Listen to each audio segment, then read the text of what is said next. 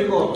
Consistent with digitization of record keeping, BSA, that is Bharatiya Sakshi Adhiniam, that expands definition of documents to include electronic or digital records, emails, server logs, computers, smartphones, laptops, SMS, websites, locational evidences, mails, messages on devices. এটা section 61 এ বলছে। Coming down to video taping, যেটা আগে ছিল না, Indian Evidence Act ছিল না। In addition, video taping with respect to search and seizure process has been made mandatory in order for the evidence to be admissible in court. Because there was section 176 clause 3.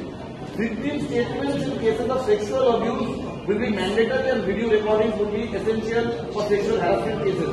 এটা একটা জিনিস বলার আছে যে যদি কোনো সেক্সুয়াল হ্যারাসমেন্ট কেস থাকে, rape or let's say outrage of modesty, কোর্টের মধ্যে ভিকটিমের দাঁড়িয়ে থেকে হোয়াট এভার হ্যাজ হ্যাপেন্ড কখনো কখনো বলতে খুব দ্বিধাবোধ হয়।